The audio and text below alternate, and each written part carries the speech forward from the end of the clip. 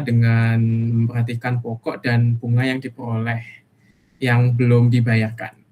Jadi, bunga majemuk ini istilahnya pinjaman yang kita pinjaman atau utang yang kita peroleh ini kan per tahunnya itu kan berbunga. Nah, setiap tahun kemudiannya itu akan berbunga lagi dari pinjaman plus bunga yang kita terima di tahun sebelumnya.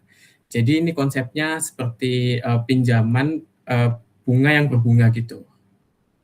Ini langsung aja aku coba ilustrasiin soalnya. Perusahaan menyetor 10.000 di bank, di mana ia memperoleh bunga sederhana sebesar 9% per tahun. Jadi ini dicatat 10.000 dengan bunga 9%. Ia menyetor lagi 10.000, di mana ia akan memperoleh bunga majemuk 9% per tahun. Dalam kasus ini kita bandingkan ya, ketika kita menggunakan simple interest atau bunga sederhana, kita hanya mengalihkan setiap tahunnya pokok dari pinjaman kita dikalikan 9%, dikalikan bunga per tahunnya. Ketika kita menggunakan bunga majemuk, nah setiap pokok dari pinjaman kita itu berbeda setiap tahunnya karena ada penambahan bunga dari tahun sebelumnya. Jadi ini yang tahun pertama 10.000 pokok dari pinjamannya, di tahun kedua kita menjadi 10.900, 10.000 ditambah 900 dari tahun kemarin, bunga tahun kemarin. Dan begitupun seterusnya, kita kalikan dengan suku bunga.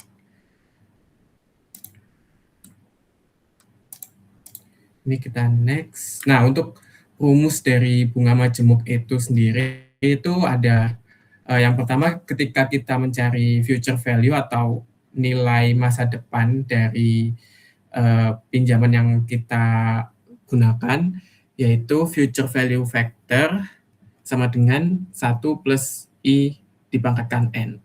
Kalau tadi kan kita menggunakan perkalian aja ya. Untuk bunga majemuk kita ganti tahunnya itu kita pangkatkan. Jadi interest-nya atau suku bunganya kita pangkatkan dengan tahun lama kita meminjam, jumlah periodenya. Ini ada contoh soal, ini aku next saja. Nah, ini konsep variabel dari future value dan present value. Nah, aku saranin kalian kalau belajar, kalian coba buat seperti ini. Ada present value dan future value. Nah, ini kan setiap tahunnya itu ada bunga yang timbul. Jadi kita bisa menghitung atau kita menghitungnya itu lebih mudah ketika kita bikin ilustrasi seperti ini. Nah, yang present value di ini dan future value di sini. Dan ini biasanya di soal-soal itu ada yang present value-nya tidak diketahui dan future value-nya itu tidak diketahui. Tapi kita masih bisa menggunakan rumus future value factor. Nah, untuk future value dari single sum atau nilai masa mendatang dari jumlah tertentu yang diinvestasikan ini, rumusnya future value sama dengan present value dikalikan dengan future value factor yang tadi ini. Nah, jadi present value-nya atau pokok dari pinjamannya kita kalikan dengan vektornya. Interest dipangkatkan dengan jumlah periodenya. Ini ada contoh soal, Burger Eki ingin menentukan nilai dari masa depan sebesar 50.000 yang diinvestasikan selama 5 tahun. Dimajemukkan setiap tahun pada tingkat bunga 6%. Jadi kita mencari future value-nya ya. Jadi untuk rumus future value yang tadi pokok atau present value-nya dikalikan dengan 1 ditambah tingkat bunganya. Di sini bunganya 6%. Jadi terus kita pangkatkan dengan periodenya selama 5 tahun. Jadi ini ketemu 50.000 dikali 1,33. Ketemu 66.912. Nah, selain kita menggunakan rumus, kita juga bisa menggunakan tabel present value dan future value. Nah, bentuk tabelnya itu seperti ini. Nah, ini ada future value dan present value-nya. Jadi kalian cara membaca tabelnya itu ketika kalian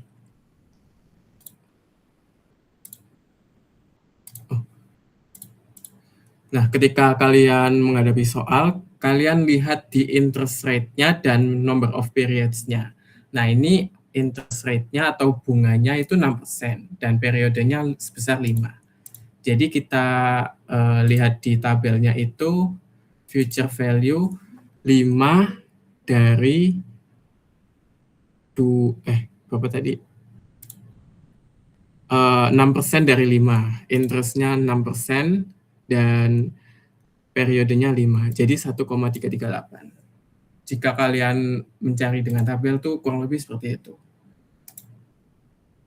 Nah, ini ketemu 6% dan 5, 1,338. Kita kalikan dengan present value-nya lalu kita temukan future value-nya.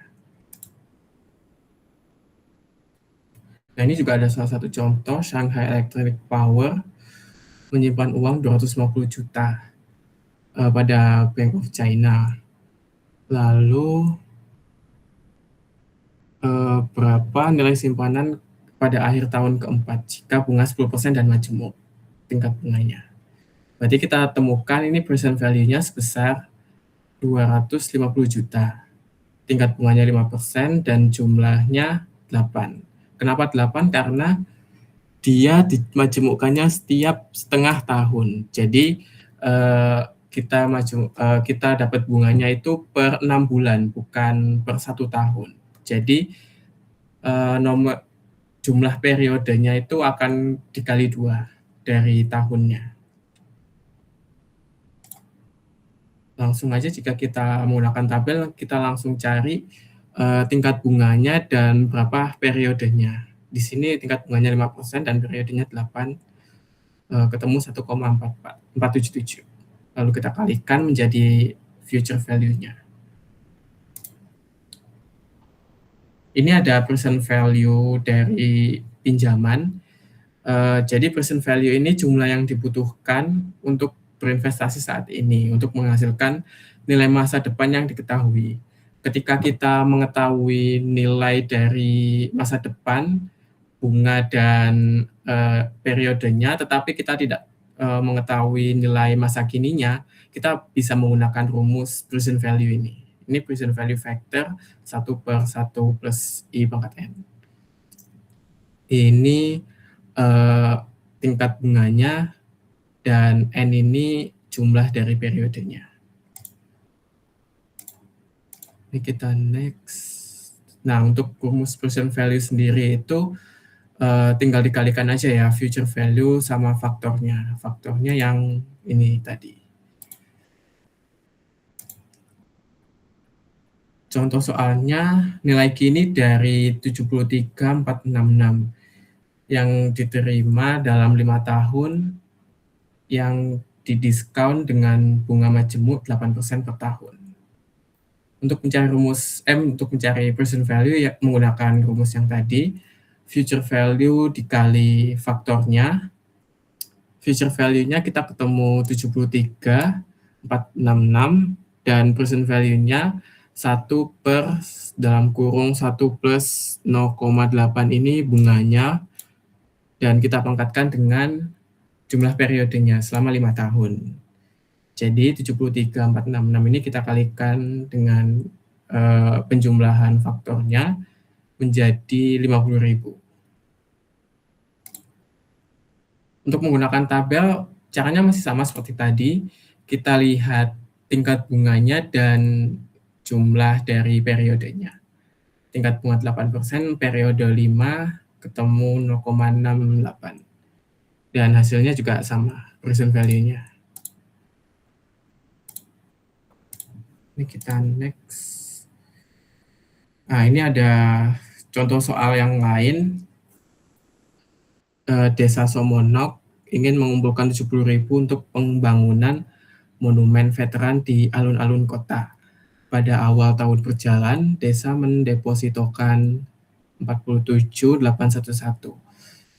dalam dana peringatan menghasilkan 10% bunga majemuk dalam setiap tahun. Berapa tahun yang diperlukan untuk mengumpulkan 70.000 dalam dana peringatan tersebut. Jadi ini kita ketahui ingin mengumpulkan ini future value-nya ya. Jadi kita buat skala seperti ini, kita catat future value di kanan sebesar 70.000 dan present value-nya sebesar 47.811 kita taruh di sebelah kiri present value dan ini bunganya diketahui sebesar 10%. Kita tulis 10% dan jumlah periodenya itu tidak diketahui. Jadi kita bisa menggunakan rumus yang tadi, kita tulis aja future value-nya diketahui sebesar 70.000, present value 47.811 dikali dengan faktornya. Namun karena faktornya tidak diketahui jumlah n-nya, kita masih tetap tulis n gitu. Jadi kita hitung 70.000 dibagi 47.811 ketemu 1,464. Nah, setelah kalian mendapatkan faktornya, itu kalian lihat pada tabel. Di tabel ini angka yang mirip atau mendekati 1,46 ini pada tingkat bunga 10%, pada bunga 10% yang kita ketahui di sini itu periodenya 4. Jadi ketemu jumlah periodenya itu selama 4 tahun.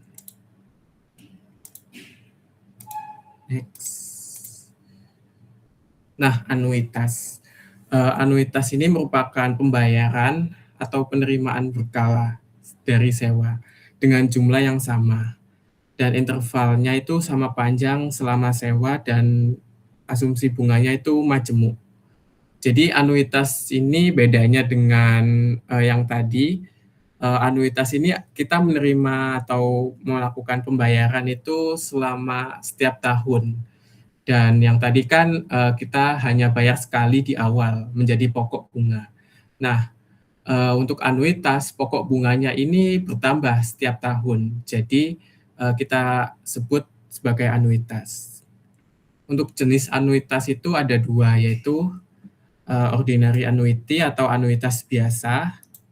Jadi ini pembayarannya itu pada akhir periode. Dan anuitas dua atau anuitas jatuh tempo itu terjadinya setiap awal periode. Nah, untuk anuitas biasa ini kurang lebih penggambarannya itu seperti ini.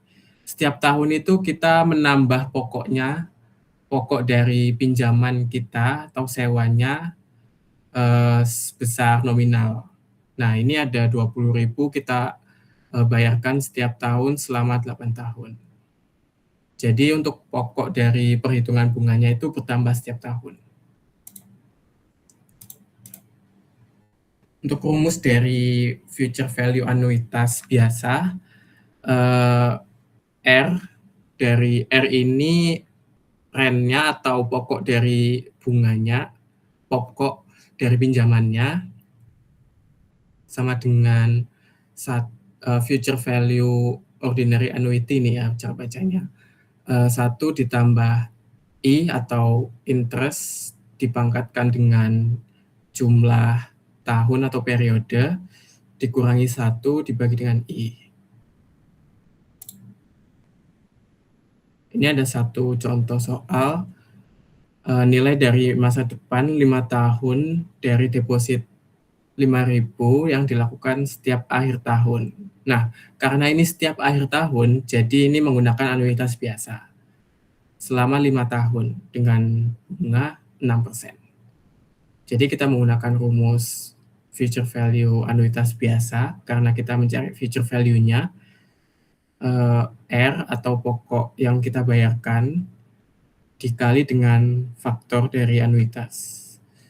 future value 5.000 dikali buka kurung 1 ditambah pokok bunganya tingkat bunganya 6% dipangkatkan dengan 5 selama 5 tahun dikurangi dengan 1 dibagi dengan tingkat bunganya lagi 0,6.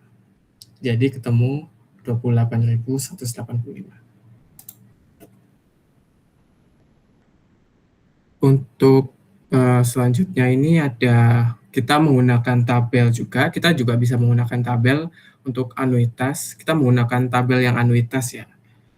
Jadi untuk masih soal yang sama, ketika kita menggunakan rumus ini kita ketemu 5,63. Nah, ketika kita menggunakan tabel, kita hanya perlu untuk melihat interest dan number of periodenya, 6% dan 5. Jadi kita lihat pada tabel future value anuitas, 6% di periode 5 itu sebesar 5,6. Ketika kita kalikan dengan depositnya, akan menjadi future value-nya. Yang mana ini sama ya hasilnya. Next. Ini ada future value dari anuitas due. Jadi untuk anuitas kan dibagi menjadi 2, ada anuitas biasa dan anuitas jatuh tempo. Nah, pada anuitas jatuh tempo itu pada tahun atau periode ke-0 kita itu membayar atau membayar pokoknya. Jadi kita tidak start dari periode ke-1, melainkan kita startnya dari periode ke-0. Jadi sewa terjadi awal setiap periode, misalnya pada tanggal 1 setiap bulan atau setiap tahunnya. Bunga terakumulasi selama periode pertama, jadi kita dalam periode ke-0 sampai ke periode ke-1 itu kita membayar bunga, kita menerima bunga, dan seterusnya. Jadi untuk faktornya itu kita kalikan nilai masa depan dari faktor anuitas biasa dengan 1 ditambah dengan tingkat bunganya. Bedanya anuitas biasa dengan anuitas due. Nah, untuk anuitas biasa kan kita mengetahui bahwa setiap dari periode ke-0 ke periode ke-1, kita startnya pada akhir periode ke-1. Nah, kita menghitung bunganya dari akhir periode ke-1 ke akhir periode ke-2. Untuk anuitas due, karena ini startnya dari periode ke-0, jadi kita hitung bunganya itu dari awal periode ke-0 ke awal periode ke-1. Jadi kita selama ini itu ada bunga yang terjadi, dan selama ini juga ada bunga yang terjadi. Jadi kita tambahkan dengan 1 ya. Ini di next aja. Nah, untuk perhitungan jumlah periode. Misalkan ada soal tujuan perusahaan adalah menghasilkan 117 dengan cara melakukan setoran berkala sebesar 20.000 pada akhir setiap tahun yang menghasilkan 8% bunga majemuk setiap tahun saat terakumulasi. Berapa banyakkah setoran yang harus dilakukan? Jadi dari soal ini itu kita cari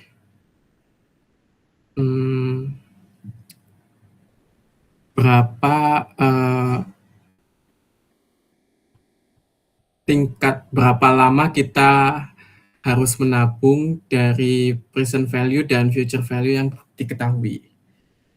Nah, ini kan present value-nya kita ketahui sebesar jumlah tabungannya atau anuitasnya kita ketahui 20.000.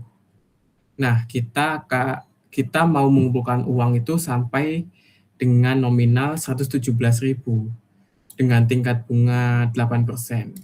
tapi kita tidak mengetahui berapa lama kita harus menabung sampai di angka 117.000. Jadi kita akan mencari jumlah periodenya sama menggunakan rumus future value dari anuitas. Rumus yang ini.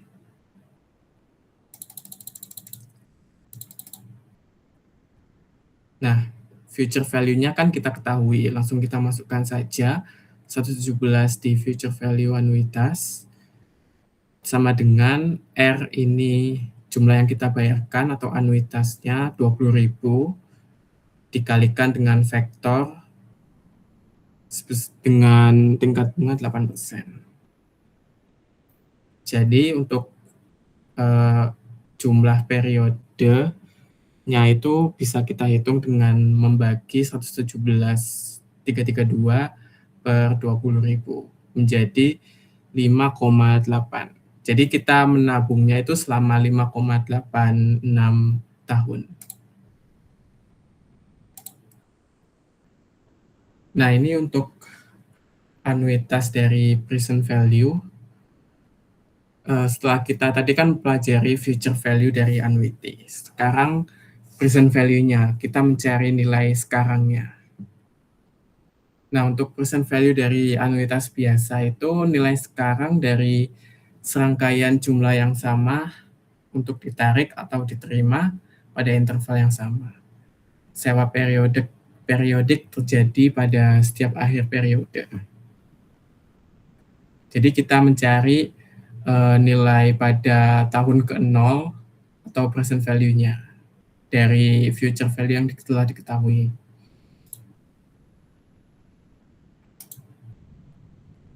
Nah, untuk rumus present value dari anuitas ini seperti yang ada di layar ya. Satu present value vektornya 1 min 1 per 1 plus bunga pangkat periode dibagi dengan bunganya. Nah, untuk present value-nya kita kalikan R atau rent-nya dikalikan dengan faktor yang ini. Jadi diingat-ingat ya rumus present value dan future value.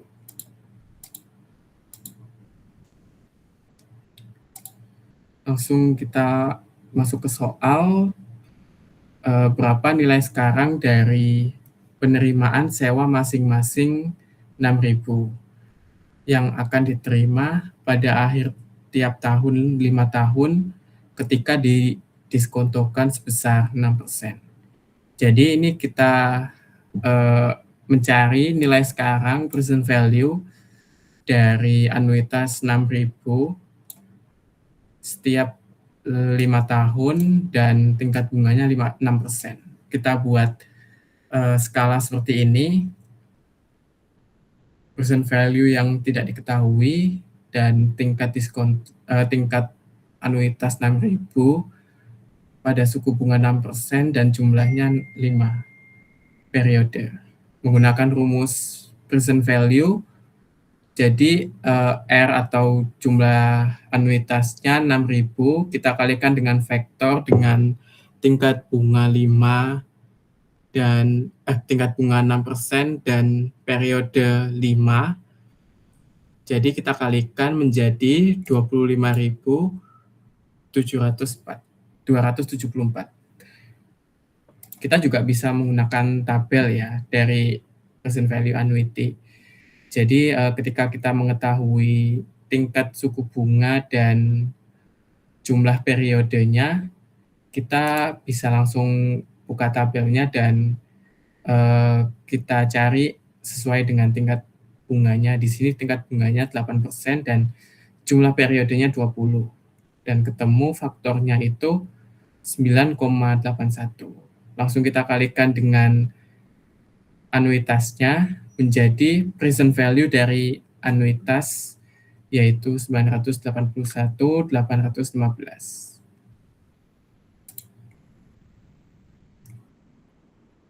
Nah, untuk present value dari anuitas do. Setelah kita tadi mempelajari anuitas biasa, ini kita mempelajari anuitas jatuh tempo. yang mana kita start membayar anuitasnya itu di tahun ke-0.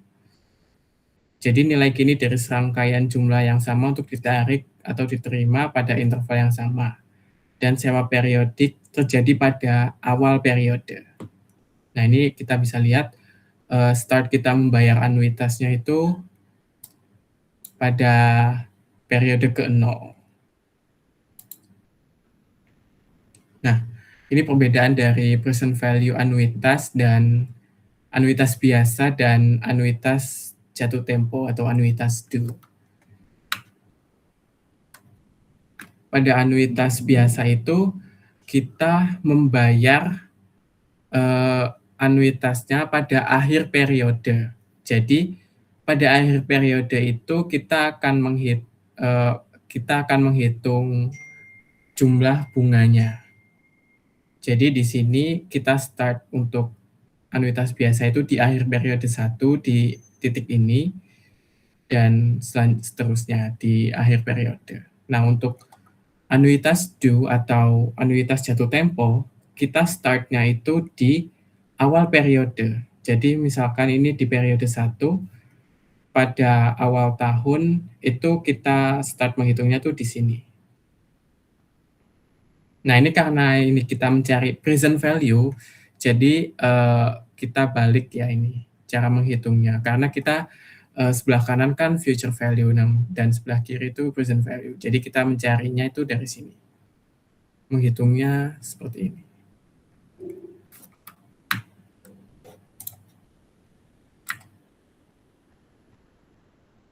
Ini ada contoh soal present value anuitas due atau anuitas jatuh tempo, Space Odyssey, menyewa satelit komunikasi selama 4 tahun dengan pembayaran sewa tahunan sebesar 4,8 juta.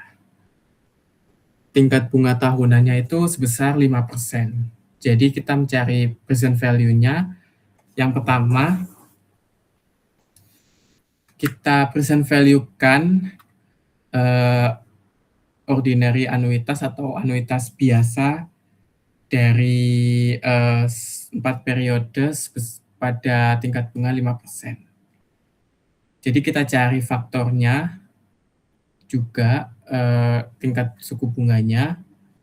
Untuk present value-nya dari anuitas biasa sebesar 3.500, kita kalikan dengan faktor 5% tingkat suku bunga menjadi present value dari annuity due atau suku bunga anuitas jatuh tempo sebesar 3.732.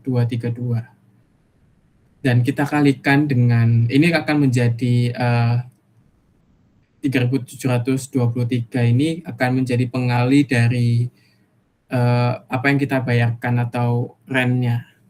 Jadi kita kalikan rent-nya sebesar 4,8 juta menjadi present value-nya 17.871.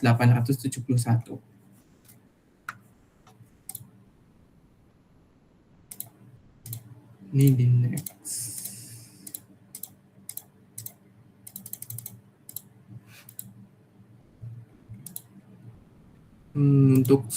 Untuk materi yang ini aku rasa kayaknya nggak perlu dibahas ya. Baik, untuk bab ini, bab 6 nilai waktu uang, ada yang mau ditanyakan sebelum aku move ke bab 7?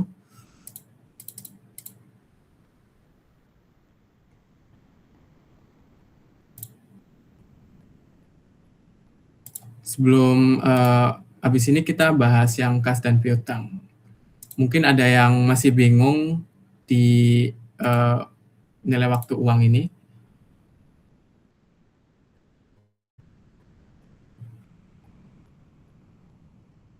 Sepertinya nggak ada ya. Langsung kita lanjut ke bab 7 aja. Soalnya waktunya terbatas. Oke, untuk bab 7 ini kas dan piutang. Pokok bahasan kita itu ada kas, piutang, valuasi dari piutang, piutang wesel, dan other issues.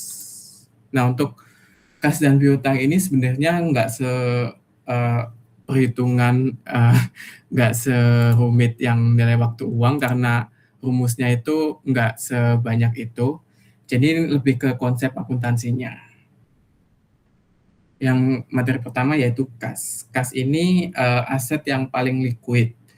Jadi, sebagai, media utama dalam transaksi pertukaran. Ketika kita membayar pada supplier atau kita menerima penjualan, kita kan tentunya menerima kas ya. Nah, ini sebagai media dari transaksi pertukaran. Nah, untuk, kas ini juga sebagai dasar untuk mengukur atau menghitung semua item dan bagian dari aset lancar. Karena kas ini, mudah sekali untuk berpindah ya, makanya dia bagian dari aset lancar. Contoh kasnya seperti uang, deposito, wesel, cek, dan lain-lain, rekening tabungan. Nah, untuk pelaporan kas ini pelaporan kas termasuk dan juga setara kas, sifatnya jangka pendek, investasi yang sangat liquid, eee, yang keduanya ini mudah dikonversi menjadi uang tunai dan sangat dekat jatuh temponya. Jadi ini juga setara kas, umpamanya kita berinvestasi selama 1 bulan. Nah, itu tuh dihitungnya sebagai kas, karena, jangka waktunya itu kan sangat pendek, kurang dari 3 bulan. Itu termasuk setara kas. Contohnya seperti obligasi, surat berharga, dan money market atau pasar uang. Ini untuk klasifikasi dari cash bisa kalian pelajari sendiri. Nah, selanjutnya ini ada piutang. Piutang atau account receivables ini adalah klaim yang dilakukan kepada pelanggan dan pihak lain atas uang, barang, atau jasa. Jadi piutang ini, secara garis besar ini dibagi menjadi 2, yaitu piutang biasa atau account receivable dan piutang wesel. Piutang biasa ini umumnya yang membedakan keduanya ini piutang biasa itu, tidak ada janji tertulis dan umumnya lebih pendek periodenya. Untuk piutang wesel itu ada tertulis, janji tertulis, dan biasanya lebih panjang atau jangka waktunya lebih lama daripada piutang biasa. Ini kayaknya nggak terlalu penting untuk. Nah, ini ada pengakuan piutang usaha. Misalnya, Lululemon menjual pakaian dengan harga 100 secara kredit. Nah, di sini sudah kita bisa bayangkan ketika kita menerima penjualan, maka jurnalnya pasti penjualan di kredit. Nah, seperti yang tertulis di sini. Dan ketika kita menjual secara kredit atau secara utang, kita menerima bukan kas, melainkan piutang.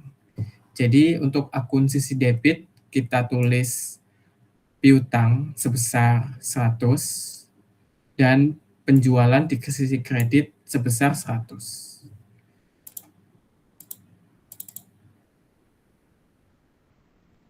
Untuk penjualan sendiri, untuk piutang ini sendiri itu ada diskon dari penjualan. Nah, diskon penjualan ini umumnya ditulis seperti termin ini. Nah, cara membaca termin ini contohnya seperti 2/10. 2/10 ini artinya 2% dalam jangka waktu 10 hari. Artinya itu jika kita membayar piutang atau konsumen membayar piutang selama periode 10 hari ke depan, maka dia akan menerima diskon sebesar 2%. Nah, untuk N30 artinya piutang harus dilunasi dalam waktu 30 hari. Dan EOM atau end of month ini sama seperti kurang lebih seperti 30 atau harus dilunasi pada akhir bulan. Nah, untuk menghitung termin atau diskon penjualannya itu kita bisa menggunakan metode kotor dan metode bersih. Tapi umumnya kita selalu menggunakan metode net atau metode bersih. Jadi ketika kita misalnya kita menerima penjualan dan kita menggunakan termin 2/10 N30. Artinya 2% diskon dalam waktu 10 hari dan harus dilunasi dalam waktu 30 hari. Jadi account receivable pertama kita catat langsung jika menggunakan net method maka langsung kita catat dengan diskonnya. Jadi 2% dari 10.000 menjadi 9.800 account receivable dan sisi kredit 9.800. Nah, ketika konsumen membayar dalam jangka waktu diskon, maka langsung kita catat cash sebesar ini pembayarannya 4.000 dalam waktu diskon, maka 4.000 dikali 98% menjadi 3.920. Pada account receivable pengurangnya 3.920. Nah, untuk pembayaran yang diterima ketika di luar jangka waktu diskon, misalnya ini pembayarannya 6.000, maka kita catat cash, kita menerima cash sebesar 6.000, pada sisi kredit account receivable-nya 5.880 dan sales discount for freight 120. Karena ini di luar, kita menggunakan net method dan kita terlanjur mengurangi diskonnya, maka kita balik diskonnya menjadi sales discount for freight 2% dari 6.000 sebesar 120. Next, imbalan variabel. Retur dan pengurangan harga penjualan. Nah, retur dan pengurangan harga penjualan ini merupakan akun kontra terhadap akun pendapatan penjualan. Jadi ketika kita mencatat retur dan pengurangan harga penjualan, itu akan menjadi pengurang dari akun pendapatan penjualan. Misalnya pendapatan penjualan kan ada di sisi kredit. Dan retur ini, karena dia akun kontranya, maka dia akan berada di sisi debit. Untuk penyisihan atas retur dan pengurangan harga penjualan, ini adalah akun kontra dari aset piutang usaha. Aset piutang usaha kan berada di sisi debit. Nah, untuk penyisihan atas retur ini, karena dia akun kontranya piutang, maka dia akan berada di sisi kredit, menjadi pengurang dari piutang usaha itu sendiri.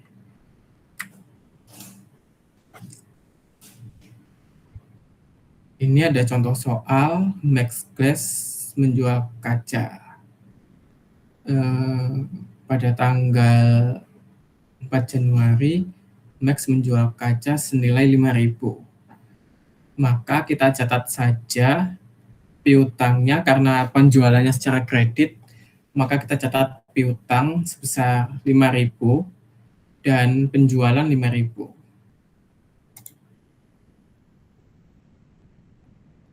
Selanjutnya ini ada pengurangan harga sebesar 300 karena kacanya rusak. Oh, ada beberapa kaca yang rusak.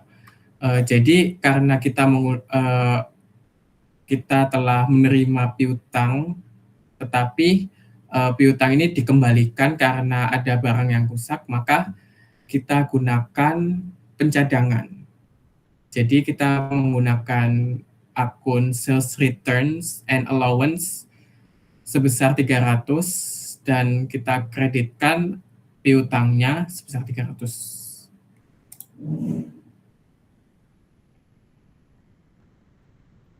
Selanjutnya pada tanggal 31 sebelum menyiapkan laporan keuangan, Max memperkirakan bahwa tambahan sebesar 100 dalam retur dan pengurangan harga penjualan. Pada kasus ini tuh ada tambahan retur sebesar 100. Jadi, karena ini terjadinya setelah tanggal pelaporan keuangan, iya, ketika di akhir periode, maka kita langsung menggunakan sales returns dan allowance-nya. Jadi, kita catat di sisi debit, sales returns and allowance sebesar 100, pada kreditnya allowance for sales sebesar 100.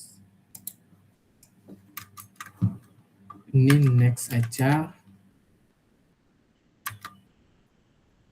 Nah, untuk akun-akun piutang itu di account-nya, akun saldo normalnya kan pada sisi debit, dan allowance-nya atau pencadangannya pada sisi kredit.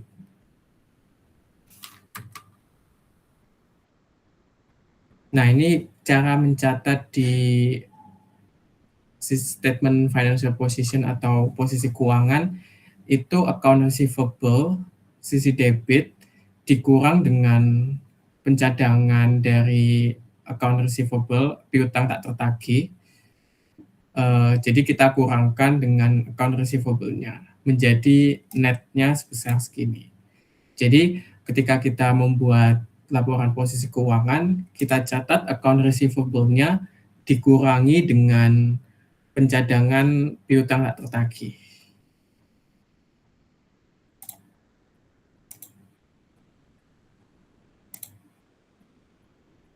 Nah, ini contoh penulisan jurnalnya ketika kita melakukan penjualan secara kredit sebesar 100, maka kita catat account receivable sebesar 100 di debit dan sales revenue atau penjualan sebesar 100.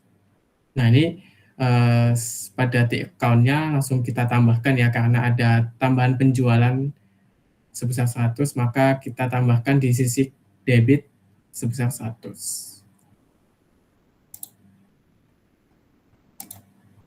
Nah, ketika kita menerima pelunasan piutang, maka kan piutangnya tentunya berkurang. Maka kita akan kredit piutang itu sendiri sebesar di sini 333, maka akan kita kreditkan account piutangnya sebesar 333 dan kita menerima kas sebesar piutang.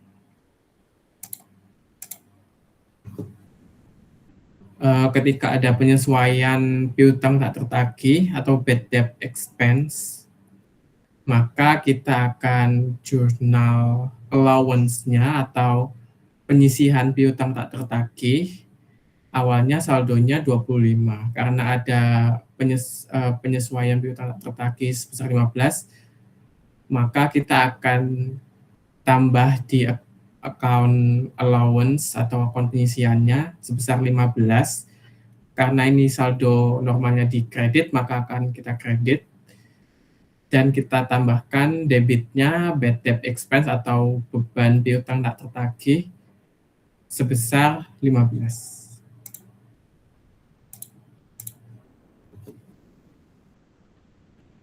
Nah, ini ada penghapusan piutang tak tertagih sebesar 10.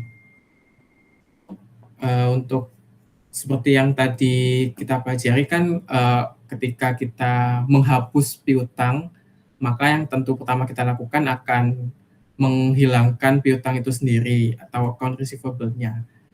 Kita hapus dengan cara kredit account piutangnya sebesar 10 dan kita tambahkan sisi debitnya pada pencadangan piutang tak tertagih sebesar 10. Karena kita hapus account piutang yang ada dan kita hapus pencadangannya. Jadi kita awalnya kita cadangkan lalu dari cadangan itu kita pakai untuk menghapus piutang itu sendiri. Next. Selanjutnya ada piutang dagang, valuasi dari piutang dagang. Piutang dagang tak tertagih. Jadi piutang dagang tak tertagih ini cara memperhitungkannya itu ada dua macam atau dua metode, yaitu yang pertama metode penghapusan langsung atau direct write-off, dan yang kedua metode penyisihan atau allowance. Yang tadi kita pelajari itu yang metode allowance.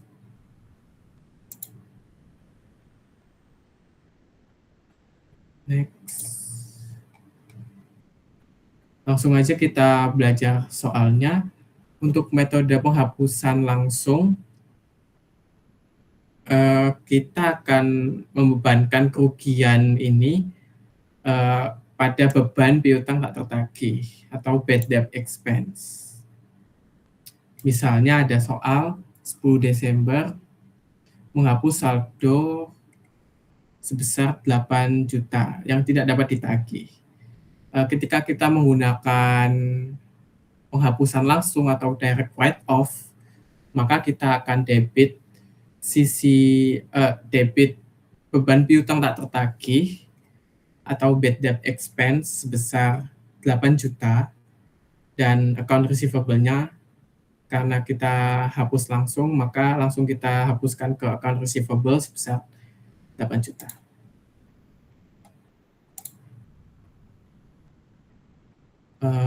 Mencatat estimasi piutang tak tertagih. Nah, ini untuk menggunakan metode penyisihan. Nah, ketika kita menggunakan metode penyisihan itu, pertama kita sisihkan dulu dari piutangnya, lalu ketika piutangnya benar-benar tidak bisa dibayar, maka kita akan hapus akun piutangnya. Ini ada contoh soal Brown Furniture memiliki penjualan kredit sebesar 1,8 juta. Dari jumlah tersebut, 150 ini tidak tertagih hingga 31 Desember. Manajer kredit mengestimasi bahwa sebesar 10.000 dari penjualan tersebut tidak akan tertagih. Jadi untuk penulisan jurnalnya, kita debit akun bad debt expense atau beban piutang tak tertagih sebesar 10.000, dan akun penyisihannya sebesar 10.000 juga.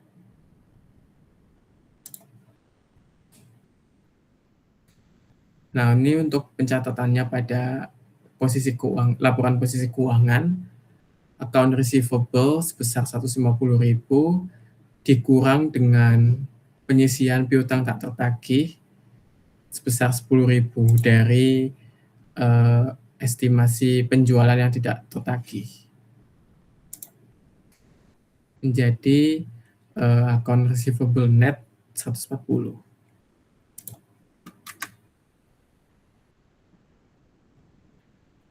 Selanjutnya penghapusan piutang tak tertagih. Ini contoh soal Brown Furniture mengesahkan penghapusan saldo piutang sebesar 1.000 pada 1 Maret. Untuk jurnalnya ini kita karena kita kan menggunakan metode penyisihan, jadi kita sisihkan dulu ketika kita ingin menghapus saldo piutang, maka hal yang harus dilakukan pertama itu kita sisihkan dulu. Jadi kita menggunakan akun allowance atau penyisihan piutang tak tertagih sebesar 1.000 dan account receivable-nya kita kurang sebesar 1.000.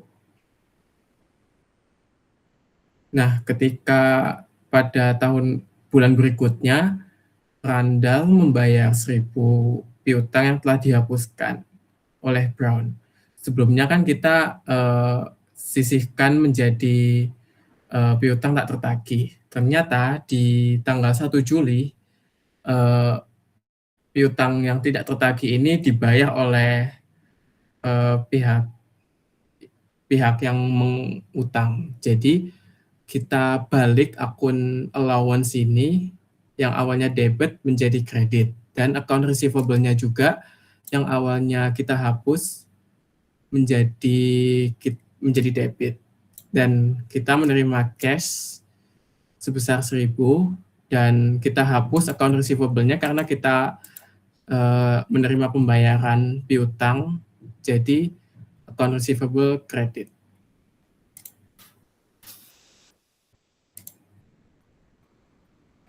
Nah, untuk estimasi penyisihan ini kita juga bisa, buat tabel tabel dari daftar umur piutang. Jadi kita bisa list nama customer-nya, piutangnya mereka, dan juga, lama piutang mereka. Dan juga ketika kita menerima informasi, pencadangan piutang ini, maka kita bisa menghitung pencadangan piutangnya.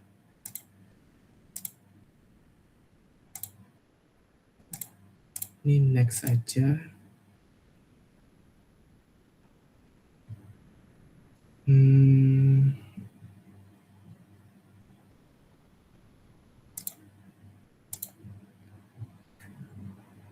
Nah, selanjutnya ini ada pengakuan piutang wesel. Pada, piutang wesel sebelumnya kita mempelajari piutang biasa kan ya. Sekarang kita masuk ke piutang wesel. Nah, piutang wesel sendiri itu janji tertulis untuk membayar sejumlah uang pada tanggal tertentu di masa depan. Ini sama persis seperti piutang yang biasa. Cuman ada janji yang tertulis dan biasanya itu memiliki bunga.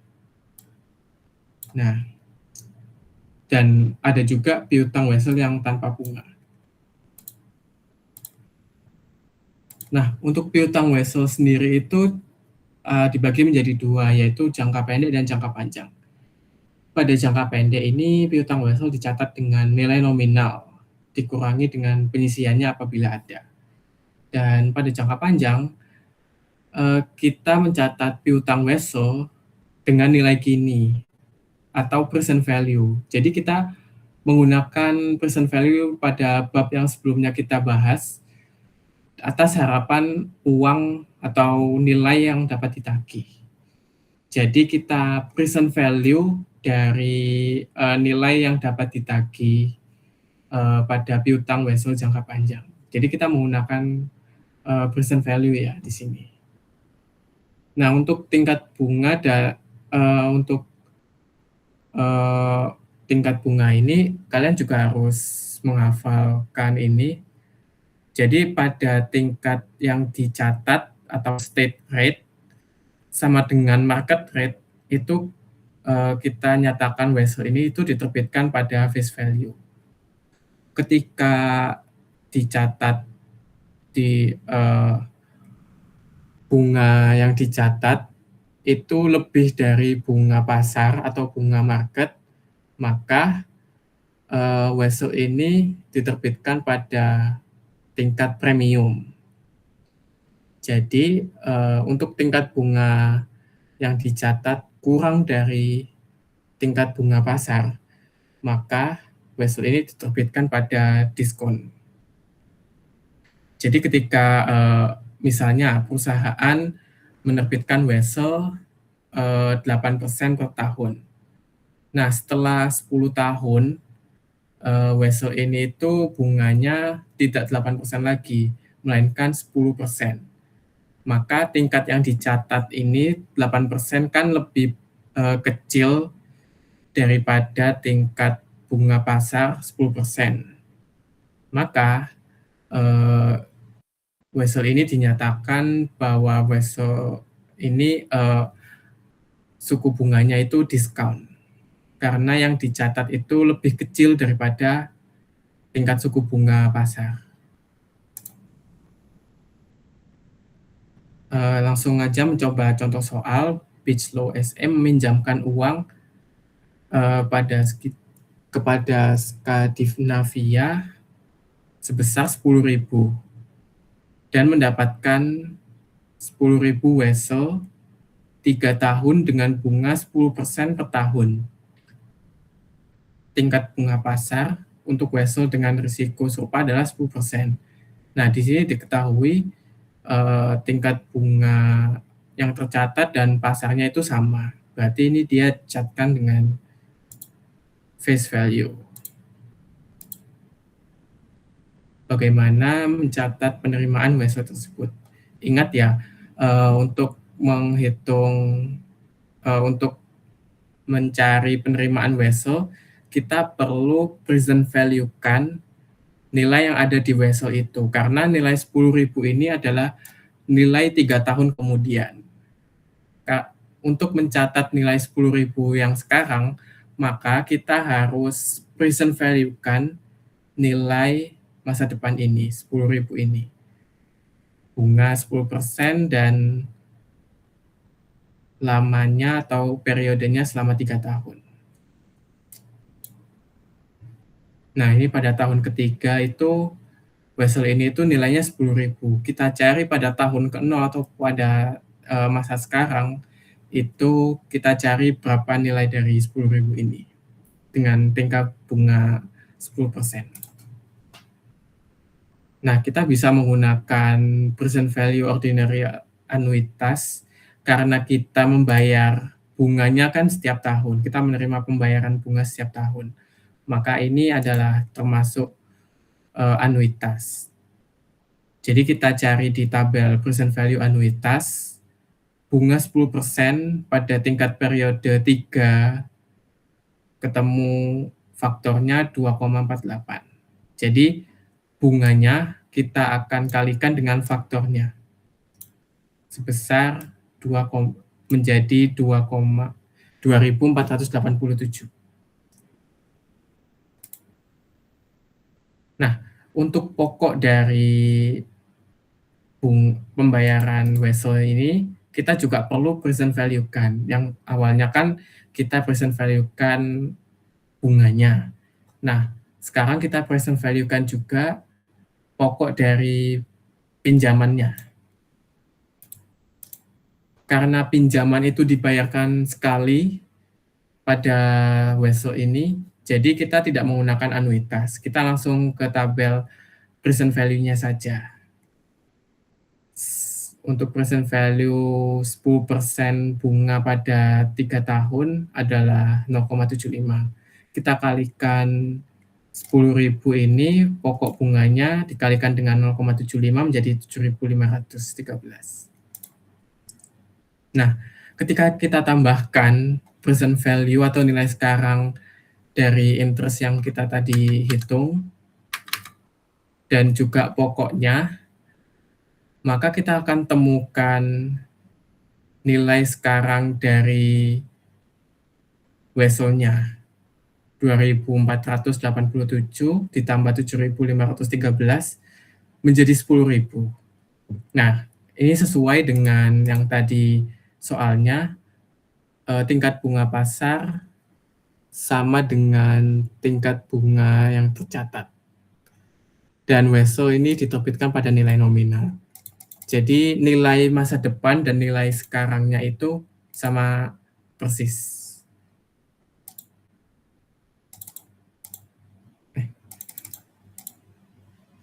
Nah, sama persis 10.000. Jadi untuk jurnal pencatatannya, notes receivable sebesar 10.000, cash 10.000, dan pada akhir tahun kita menerima bunga 1.000 dan interest revenue-nya atau pendapatan bunga 1.000. Ini next aja. Nah, ini ada perhitungan untuk interest bearing. Morgan Group memberikan pinjaman pada Mari. Sebagai gantinya, Morgan menerima wesel 3 tahun dengan nilai 10.000 dengan tingkat bunga 10% per tahun. Tingkat bunga pasar untuk wesel dengan risiko serupa ini 12%. Buat ayat jurnal untuk mencatat penerimaan wesel tersebut.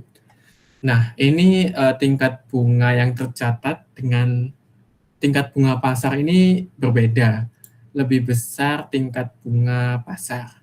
Maka ketika kita, menerima, wesel yang seperti ini itu, wesel ini diterbitkan dalam, tingkat premium karena sorry sebentar,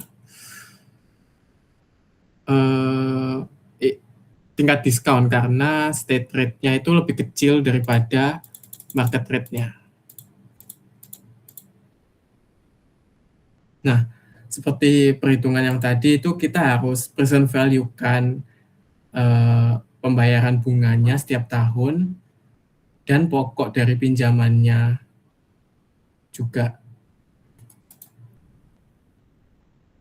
Nah, untuk present value dari, eee, interest-nya atau bunganya, karena dibayarkan setiap tahun kita menggunakan tabel anuitas dan kita menggunakan bunga pasar.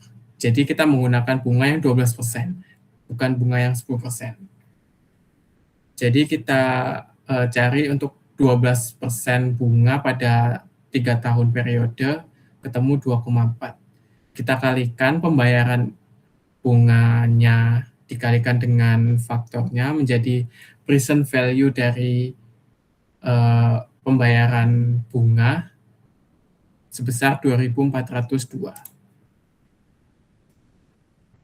Lalu kita present value-kan pokok dari pinjamannya pada tingkat bunga 12% dan jumlah periodenya 3, kita ketemu faktornya 0,711 dan ketemu present value-nya 7.118. Nah, di sini bisa kita lihat, karena tadi ada perbedaan tingkat bunga pasar dan tingkat bunga yang tercatat pada wesel, maka kita akan menerima diskon atau diskonto dari, selisih tingkat bunga pasar dan tingkat bunga yang tercatat.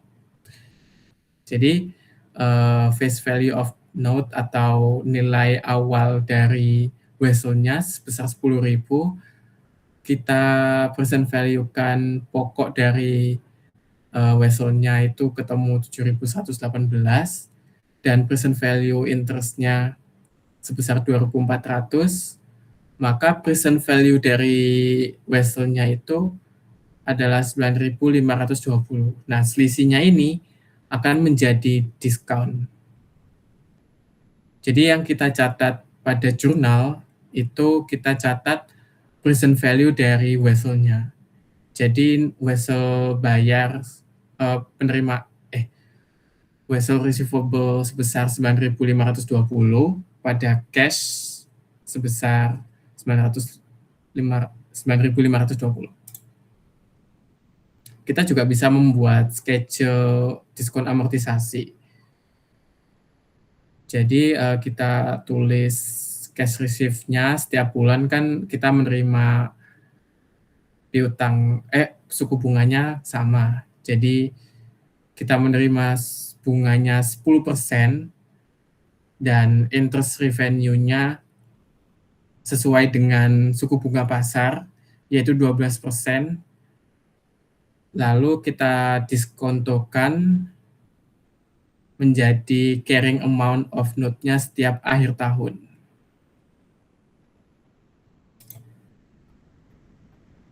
Nah, ketika kita sudah membuat schedule diskon amortisasi, kita bisa mencatat pendapatan bunga setiap akhir tahun pertama. Jadi untuk akun cash pada pendapatan bunga akhir tahun, cash kita menerima bunga sebesar 10% sesuai dengan tingkat suku bunga yang tercatat dan notes receivable-nya sebesar diskonnya 142 di sini pada tabel 142 dan pendapatan bunganya sesuai dengan tingkat suku bunga pasar yaitu 1.142. Untuk cara menghitungnya seperti ini ya. Jadi untuk interest revenue-nya itu kita kalikan carrying amount-nya dikali dengan 12% tingkat suku bunga pasar.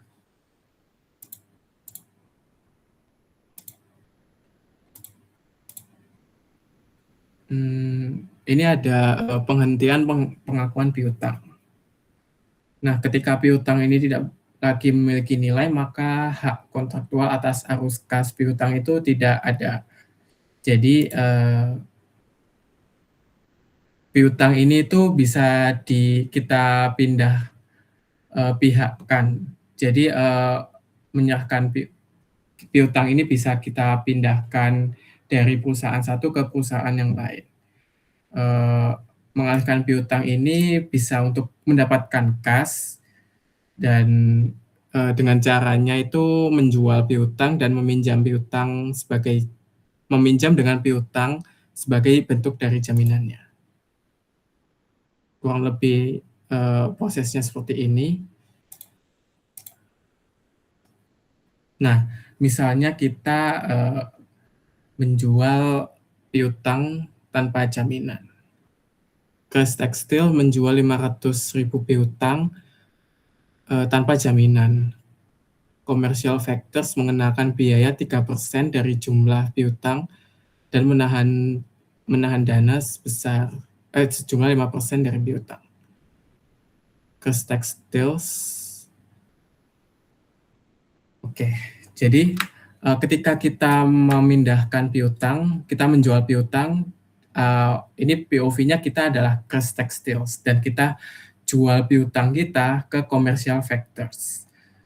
Jumlah piutangnya itu 500.000, maka kita akan kredit karena kita memindahkan piutangnya, maka kita akan kehilangan piutang. Maka kita kredit akun piutang sebesar 500.000. Dan untuk cash-nya kita hitung terakhir aja. Jadi pertama itu kita hitung do from factor-nya. Karena dia menahan dana sejumlah 5%, maka kita akan kalikan 5% pada 500.000 menjadi 25.000. Dan untuk loss on sales receivable karena Commercial Factors mengenakan biaya 3% dari jumlah piutang, maka ini akan menjadi pengurang dari piutang itu sendiri, yaitu 15.000 loss from sales-nya. Untuk POV dari Commercial Factors, karena dia mendapatkan piutang, maka dia akan menerima accounts receivable atau piutangnya itu due from customers-nya, rumusnya masih sama, 5% dari 500.000, pembayaran interest atau bunga 3% dari 500.000 sebesar 15.000 dan cash-nya sisanya 460.000.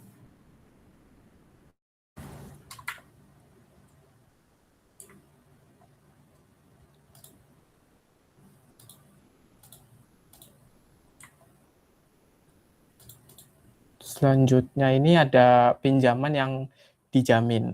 Nah, pada tanggal 1 April, Prince Company ini menyerahkan 500.000 piutangnya ke Bank Hibernia sebagai jaminan untuk pinjaman sebesar 300.000 yang jatuh tempo 1 Juli 2019. Perjanjian meminta Prince Company untuk melakukan penagihan piutangnya. Hibernia menghitung biaya sebesar 2% dari piutang dan bunga pinjaman adalah 10%. Nah, yang perlu kita garis bawahi itu adalah bunga dari banknya dan juga nilai piutangnya itu sendiri. Ketika soal meminta siapkan jurnal awal pada tanggal 1 April, maka kita akan mencatat cash itu sendiri karena kita menerima cash dari piutang yang kita jual. Kita catat piutangnya sebesar 300.000 di kredit dan ada finance charge dari banknya 2% dari piutang dan bunga pinjaman.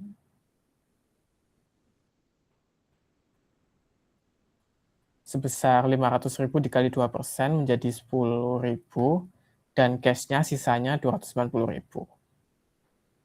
Selanjutnya, siapkan jurnal untuk penagihan yang dilakukan oleh Prince sebesar 300.000 dari piutang. Nah, kita menerima pembayaran dari piutang sebesar 350.000, maka kita akan mencatat cash 350.000 dan piutangnya 350.000 di kredit. Dan pada tanggal 1 Juli, Prince membayar semua pinjaman yang jatuh tempo pada Bank Hibernia. Jadi, pinjaman yang kita lakukan pada bank tadi, kita bayarkan. Maka kita akan tentunya mendebit akun notes payable atau utang wesselnya 300.000, beban interest atau beban bunganya dari utang 10% dikalikan 300.000 dikalikan 3/12 karena ini terjadinya hanya 3 bulan, sebesar 7.500 pada cash sebesar 307.500. Nah, ini untuk ringkasan dari piutang itu sendiri. Ketika piutang ini memiliki risiko, maka dicatatnya menjadi di-recognize asset. Pencatatan penjualannya itu di-recognize asset dan juga dan kita mencatat aset yang diterima dan liabilitas yang dikeluarkan, dan kita juga mencatat gain atau loss-nya. Ketika tidak ada risiko, maka kita tidak mencatat aset, kita hanya mencatat liabilitas dan beban bunganya saja.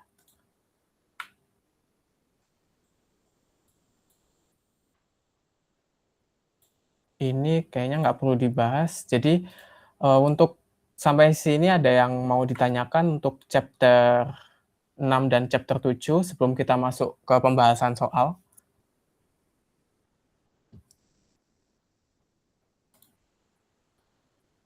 Bisa tanya melalui chat juga kalau mau.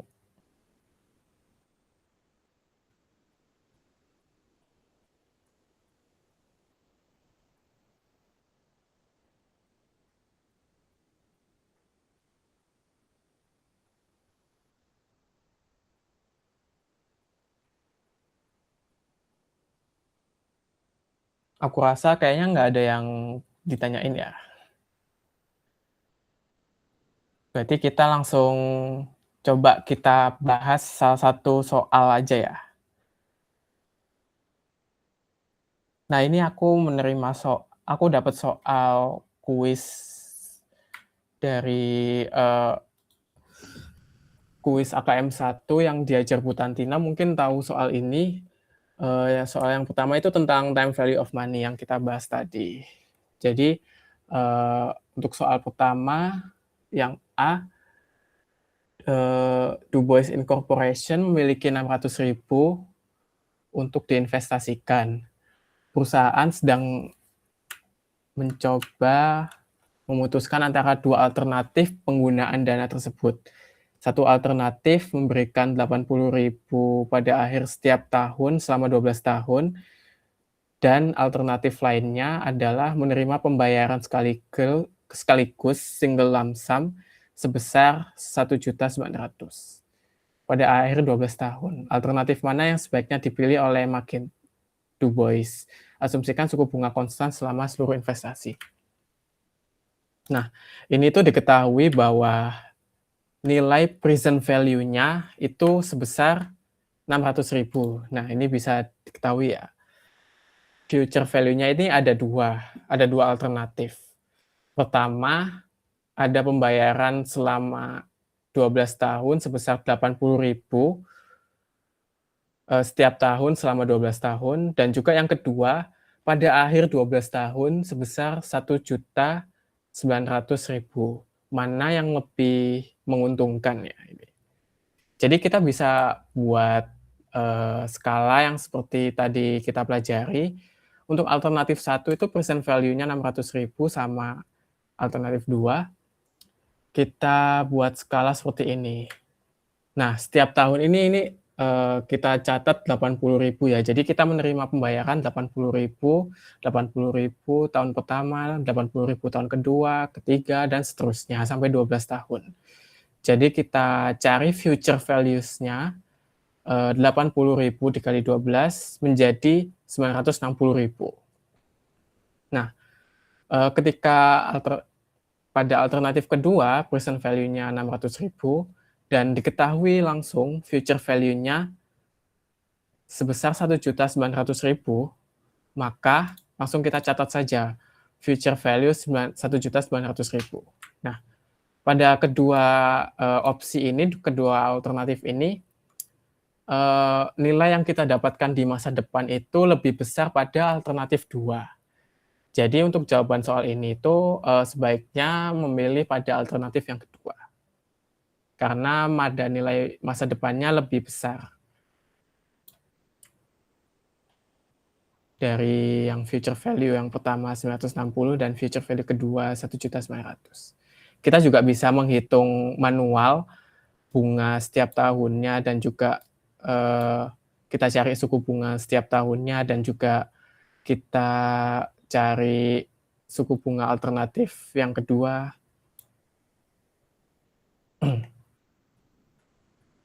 Oke, untuk soal pertama seperti ini, kurang lebih cara jawabnya.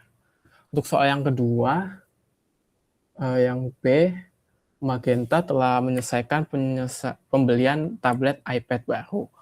Nilai wajar peralatan tersebut adalah 800.024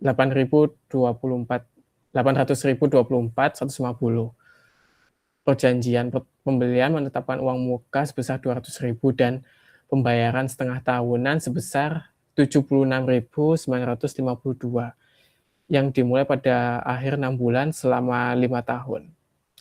Berapakah suku bunga dalam persentase yang digunakan dalam mendiskontokan transaksi pembelian ini? Nah, untuk cara menghitung soal yang seperti ini tuh kita perlu ketahui pokok dari pinjaman tersebut. Di sini kan 800.000 ini nilai wajar peralatannya. Berarti ini present value dari pinjamannya. Nah, kita membayar uang muka atau DP-nya itu 200.000. Maka pokok dari pinjamannya itu kita kurangi 824.000, kita kurangi 200.000 menjadi 624.000. Ini menjadi pokok dari pinjaman yang akan kita hitung. Nah, pengembalian seluruh karena dia dibayar pada setiap 6 bulan selama 5 tahun dan pembayarannya itu sebesar 76.952, maka kita akan kalikan 7.692 ini kita kalikan dengan 2 karena dia selama 2 tahun, 2 kali dan selama 5 tahun menjadi 769.520. Nah, untuk bunga selama 5 tahun ini kita kurangi pengembalian seluruhnya, kita kurangi dengan pokok dari pinjamannya. Jadi pembayaran bunga selama 5 tahun ini ketemu 145.380. Untuk suku bunga selama 5 tahun itu cara ngitungnya dari bunga yang kita terima dibagi dengan pokok pinjaman. Bunga yang kita terima selama 5 tahun ini sebesar 145.380. Kita bagikan dengan pokok pinjamannya 624.150 dikalikan 100% menjadi 23,29%. Ini kan selama 5 tahun ya. Kalau kita mencari 1 tahunnya ya kita bagi dengan 5, jadi suku bunga per tahunnya sebesar 4,66%. Jadi ketemu untuk soal yang B ini suku bunganya per tahun sebesar 4,66%. Lanjut untuk soal yang C. Magenta meminjamkan uang pada Kenata Corporation sebesar 800.000. Magenta menerima Wesel dengan tingkat bunga 8% yang jatuh tempo dalam waktu 7 tahun dengan bunga yang dibayarkan setiap 6 bulan. Ini seperti yang tadi ya berarti. Setelah 2 tahun dan penerimaan bunga selama 2 tahun, Magenta membutuhkan uang yang dan oleh karena itu menjual Wesel kepada Garuda National Bank yang menuntut bunga atas Wesel tersebut sebesar 10% yang dikompaunkan setiap 6 bulan. Berapakah jumlah yang akan diterima Magenta dari penjualan Wesel tersebut? Nah, untuk soal yang ini kita perlu menggunakan rumus present value dari pembayaran Weselnya dan pembayaran bunganya. Jadi kita tentukan di soal nominalnya sebesar 800.000, suku bunganya 8% semi-anual atau setiap 6 bulan, pembayaran bunganya itu kita cari 800.000 dikalikan 8%. Dibagi menjadi 2 karena kita bayar setiap 6 bulan. Jadi ketemu 32.000. Periode sisanya karena kita awalnya karena kita awalnya jatuh temponya 7 tahun, setelah 2 tahun ini kita jual, maka kita cari periode sisanya 7 dikali 2, 7 tahun awalnya dikurangi 2, dikurangi 2 yang sudah berjalan, lalu kita kalikan 2 karena ini semi-annual. Jadi, periode sisanya itu selama 10 periode. Dan suku bunga majemuknya 10% per tahun, sesuai dengan suku bunga banknya, atau 5% semi-annualnya dibagi 2. Jadi, kita cari present value dari pokok bunganya terlebih dahulu. Karena ini pokok bunga, jadi kita tidak menggunakan anuitas. Kita menggunakan present value biasa. Jadi sama dengan 800.000 kita bagi dengan tingkat bunganya 5%, kita pangkatkan dengan 10 periode yang tersisa. 800.000 ketemu 491, 130.000. 130, sorry. Nah, selanjutnya kita present value-kan bunganya. Kita menggunakan rumus annuity karena kita bayar bunga setiap periode. Jadi 32.000 per buka kurung 1 min 1,05 tingkat bunganya, kita pangkatkan dengan min 10 periodenya, sisa periode. Lalu kita bagi dengan 0,05 tingkat bunganya. Maka ketemu 247.095.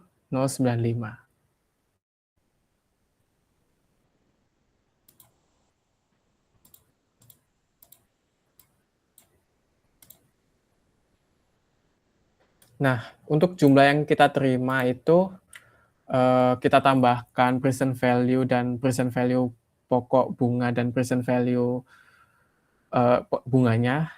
Jadi kita tambahkan 491 tambah 247 menjadi 738.226.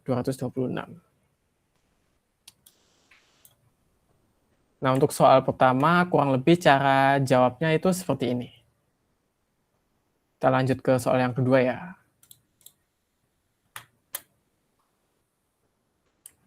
Nah, soal yang kedua ini dari subbab Cash and Receivable. Grand Corporation beroperasi di industri yang memiliki tingkat piutang tak tertagih yang tinggi. Sebelum penyesuaian akhir tahun, saldo piutang Grand adalah 555 dan allowance for doubtful accounts memiliki saldo kredit sebesar 400.000. Saldo akhir tahun yang dilaporkan dalam laporan posisi keuangan untuk allowance doubtful account atau penyisian piutang tak tertagih seperti ini. Nah, untuk soal yang pertama kita cari saldo allowance for doubtful account akhir tahunnya. Di sini kita hitung amount piutangnya dan probabilitas collection-nya. Jadi kita langsung masukkan ke tabel aja. Untuk yang amount 300.000, probabilitas collection-nya 0,98. Berarti sebesar 2% itu tidak bisa kita terima atau piutangnya itu tidak tertagih. Jadi kita kalikan 300.000 dengan 0,02 menjadi 6.000 yang tidak tertagih. Dan seterusnya. 100.000 dikalikan 0,1, 10.000, 80.000 kalikan 0,15, 12.000, dan seterusnya. Nah, pada yang A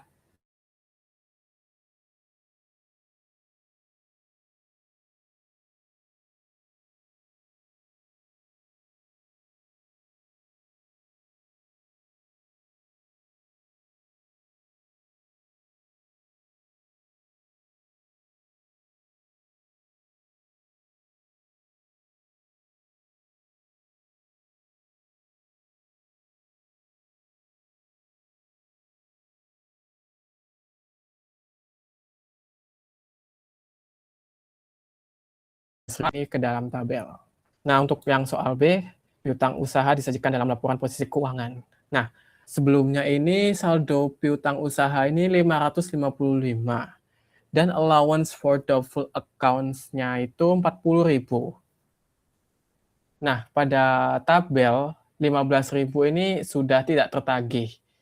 Maka kita langsung hapus akun piutang usahanya sebesar 15.000, ketemu 540.000 piutang awalnya.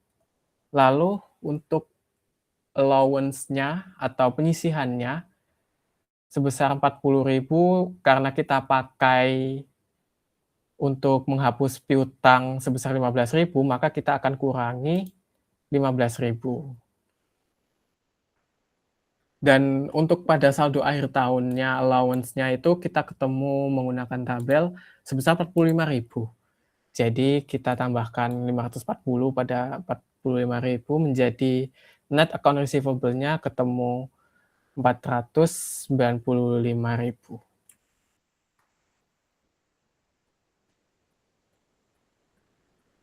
Untuk soal C ini, sorry ini belum tercatat.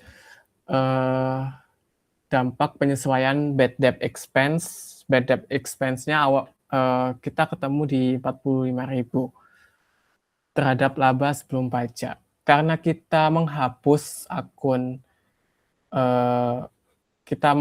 piutang usaha sebesar 15.000, maka beban penghapusan piutang usahanya akan bertambah 15.000. Maka akan terjadi beban tambahan sebesar 15.000. Untuk yang soal ketiga, ini ada dari chapter inventory. Jadi Roseberry adalah perusahaan multiproduk. Berikut ini informasi mengenai salah satu produknya. Ini ada tabel tanggal dan transaksi keluar masuknya persediaan mereka. Dan untuk instruksinya kita akan menghitung harga pokok penjualan dengan asumsi menggunakan sistem periodic dan perpetual, menggunakan FIFO dan average. Jadi kita untuk menjawab soal seperti ini tuh kita bisa buat tabelnya terlebih dahulu, tanggal transaksi pembelian, penjualan, dan saldo. Kita masukkan transaksi yang pertama itu inventory awal pada tanggal 1 sebesar sejumlah 1.000 pada nilai 12 euro, maka nilainya 12.000. Nah, pada tanggal 2 kita melakukan pembelian sebesar 2.000, jumlahnya 2.000 dan pada harga 18 euro. Maka pembelian ini kita akan catat pada kolom pembelian sejumlah 2.000, harganya 18 dan nilainya 36.000. Nah, karena ada 2 harga yang berbeda, kita akan catat dua-duanya pada nilai pada harga €12 dan €18 pada jumlah yang berbeda. Nah, kita akan catat dua-duanya. Nah, ketika ada penjualan, karena kita menggunakan FIFO method atau first in first out, jadi penjualannya itu kita akan menggunakan jumlah yang terlebih awal masuk dulu. Jadi kita menggunakan harga 12 dulu, jika sudah habis, maka kita akan menggunakan harga yang 18. Jadi untuk penjualannya, karena dia menjual sebesar 20.000, 2.000, maka kita akan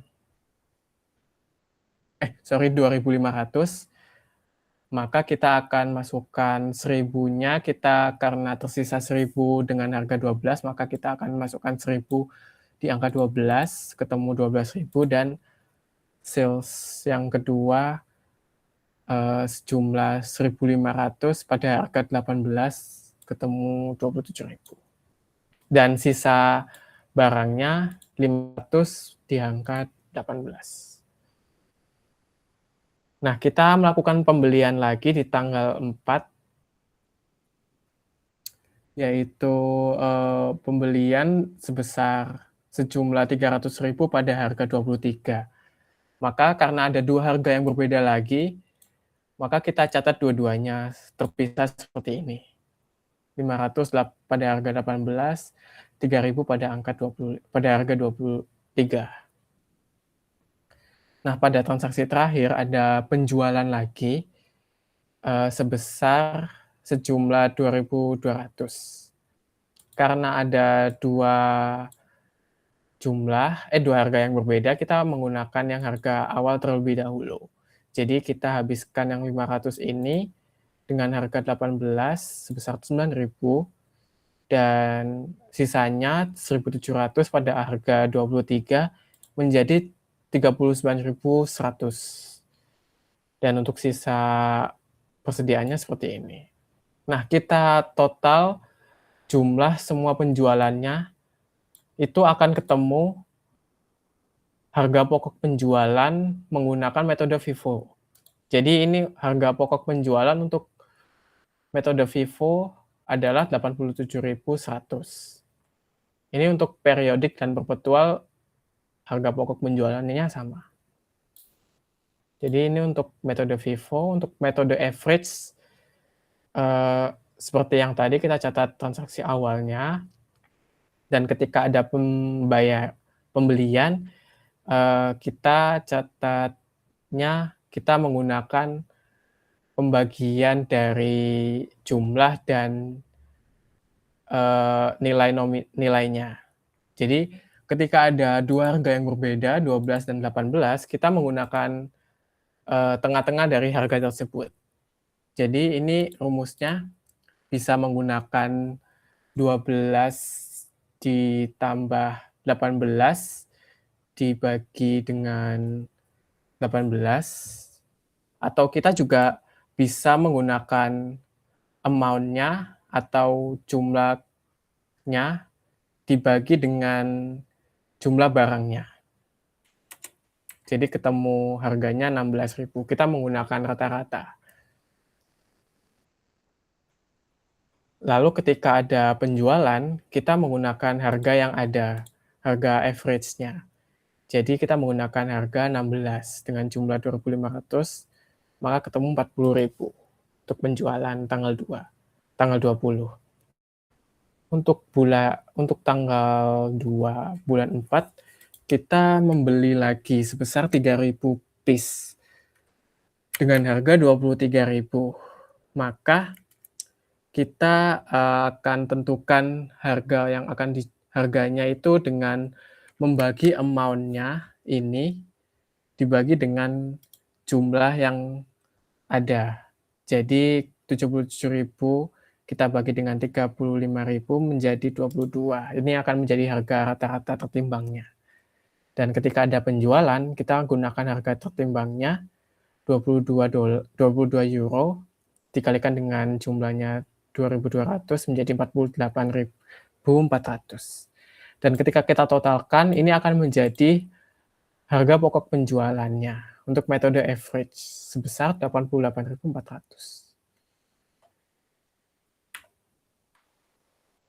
Sekian untuk pembahasan soal kuis. Mungkin ada yang mau ditanyakan dari ketiga soal ini? Boleh banget langsung angkat tangan atau on mic aja.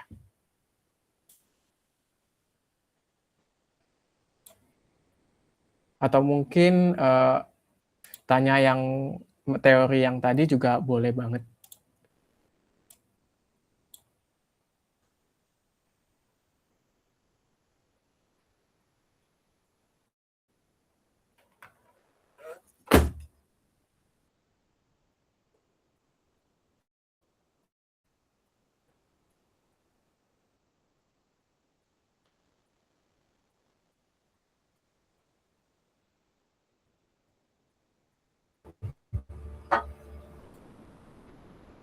Oke teman-teman, apabila ada pertanyaan atau kendala, mungkin bisa banget langsung drop aja pertanyaan yang ada, atau apabila tidak ada pertanyaan, maka teman-teman bisa nih langsung isi aja untuk feedback form pada pembelajaran hari ini. Teman-teman bisa mengaksesnya melalui Google Meet di chat ya. Kalau sembari menunggu, mungkin teman-teman mau menyiapkan pertanyaannya, bisa aja terlebih dahulu mengisi feedback form yang ada.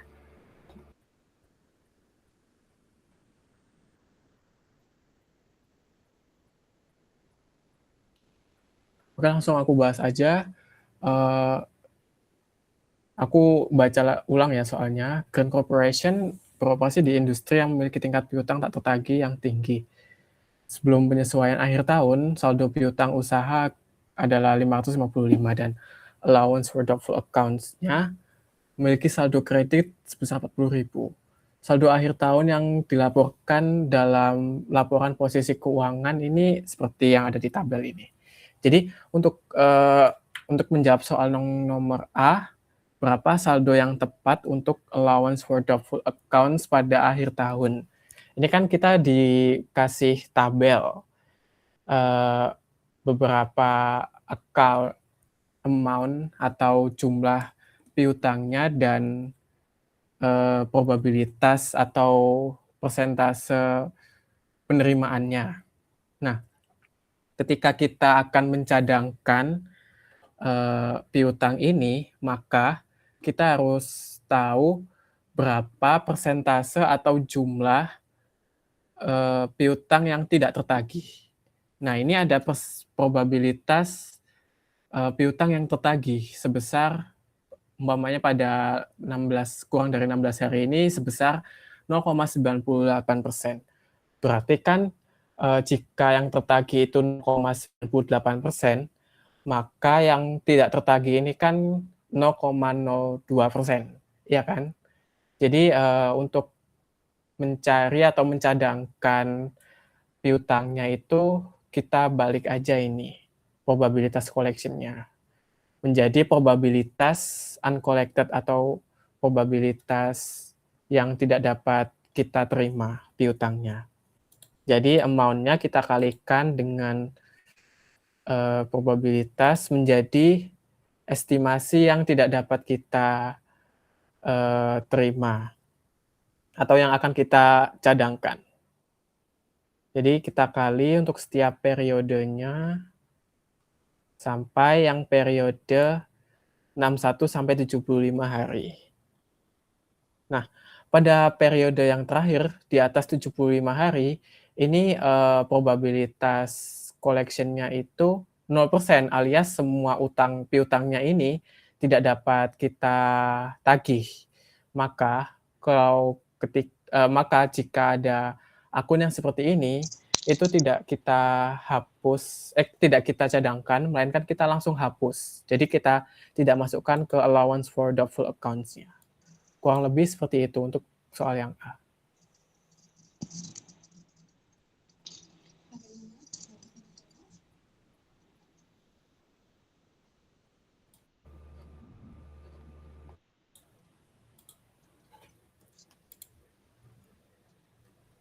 Oke, sama-sama. Apakah ada yang ingin tanyakan lagi sebelum kita akhiri